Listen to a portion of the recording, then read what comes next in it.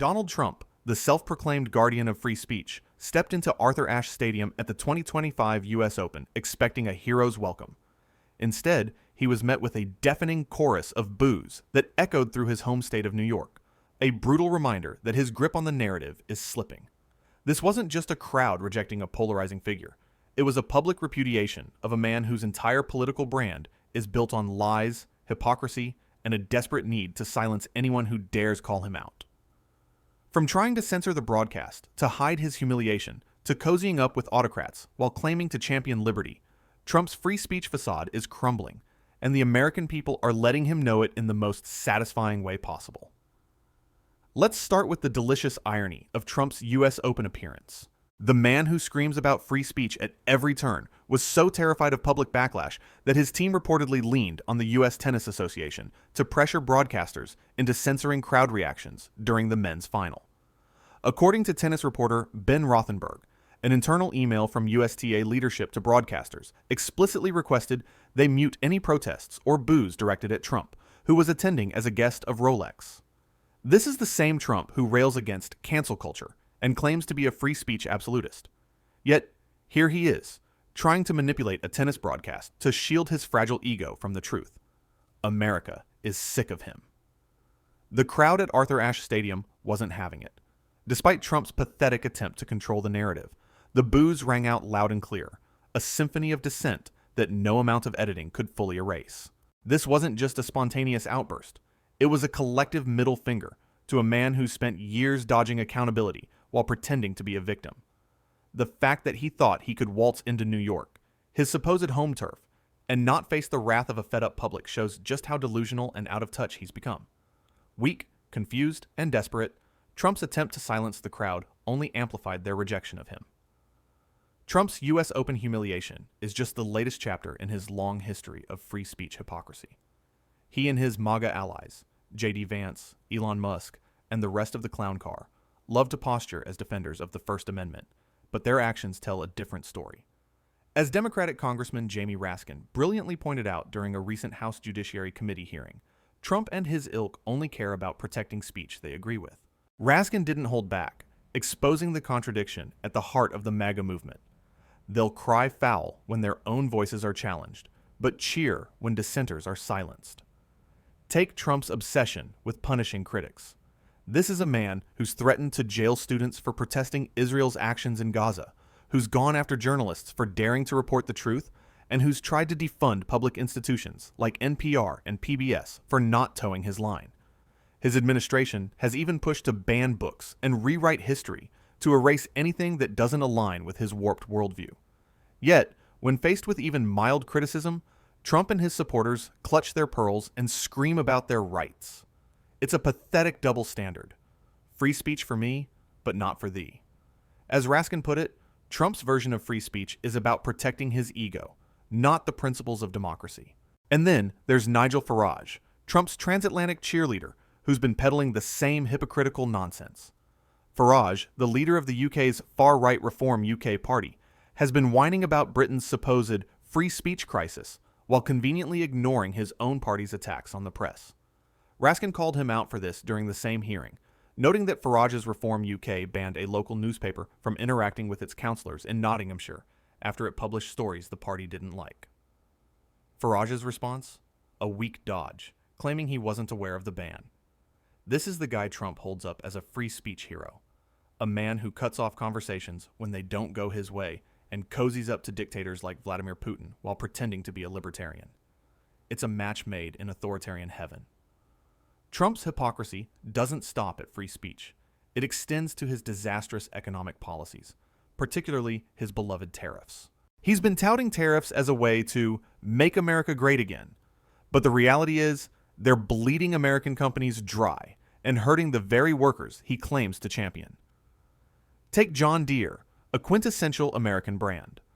The New York Times reported that Trump's tariffs have already cost the company $300 million, with another $300 million in losses expected by year's end. The result? Layoffs of 238 employees across factories in Illinois and Iowa. This isn't an isolated case. Nike is projecting a $1 billion hit. Black & Decker is facing $800 million in costs, and the big three automakers have shelled out over $2 billion to cope with Trump's trade war. When Treasury Secretary Scott Bessent was confronted with these numbers, his response was a masterclass in denial. He dismissed the concerns as cherry-picked and claimed that for every John Deere, there are companies thriving under the tariffs. Really? Name them, Scott. The truth is, Trump's tariffs are a tax on the American people, funneled straight into tax cuts for billionaires like Elon Musk. The White House even had the audacity to brag about collecting $31 billion in tariff revenue last month, money squeezed from American businesses and consumers to pad the pockets of the ultra-wealthy. It's corruption dressed up as policy, and it's failing spectacularly. American companies are sounding the alarm, but Trump and his team are too busy spinning fairy tales to notice. Japanese automakers have said they're eating the tariffs, passing the costs on to consumers, while American firms are forced to cut jobs and scale back investments. This isn't economic genius, it's economic sabotage. Trump's tariffs are a chaotic, poorly thought out mess, just like everything else he touches. And yet, he has the gall to claim he's protecting American workers while his policies crush the very industries that employ them. If Trump's U.S. Open booing wasn't proof enough of his declining stature, the polls tell an even bleaker story. According to NBC's Steve Kornacki, Trump's approval rating is languishing at a dismal 43%, a number that's consistent with the low points of his first term. On key issues like inflation and the cost of living, he's scraping by with just 39% approval. Even on immigration, supposedly his strongest issue, he's barely breaking 47%, and support drops to 43% when it comes to his deportation policies. These numbers aren't just bad, they're historically abysmal for a sitting president. What's worse for Trump is that the Republican Party is losing ground to the Democrats in public perception. Unlike his first term, where the GOP held an edge, the Democrats are now less unpopular than their counterparts. This shift is a golden opportunity for Democrats to capitalize on Trump's failures, especially as the 2026 midterms loom. The last time Trump was in office, Republicans got clobbered in the 2018 midterms, losing control of the House. With numbers like these, history could repeat itself, and Trump's fragile ego won't be able to handle another rejection. Adding to the circus is the presence of Attorney General Pam Bondi in Trump's box at the U.S. Open, a glaring ethics violation that underscores the rot at the heart of his administration. Bondi, who's supposed to be an impartial enforcer of the law, was caught hobnobbing with Trump at a high-profile event, just as she was at a soccer match earlier this year. This isn't just a bad look, it's a blatant conflict of interest.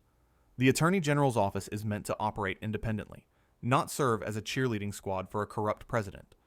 Yet, there she was, grinning alongside Trump as the crowd booed, a perfect symbol of the dysfunction and cronyism that define his leadership. Bondi's cozy relationship with Trump isn't new. She's been a loyalist since her days as Florida's Attorney General, where she dropped a fraud investigation into Trump University after receiving a hefty campaign donation. This is the kind of corruption that thrives in Trump's orbit. Loyalty over integrity, power over principle.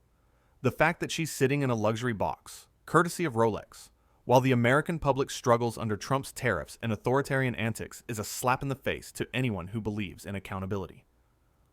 Trump's response to criticism isn't just to whine, it's to weaponize the state against his enemies. His threats to send the National Guard into cities like Chicago and Baltimore, where crime rates have actually dropped to historic lows, are nothing short of a power grab. This isn't about public safety. It's about establishing a police state to intimidate anyone who dares oppose him.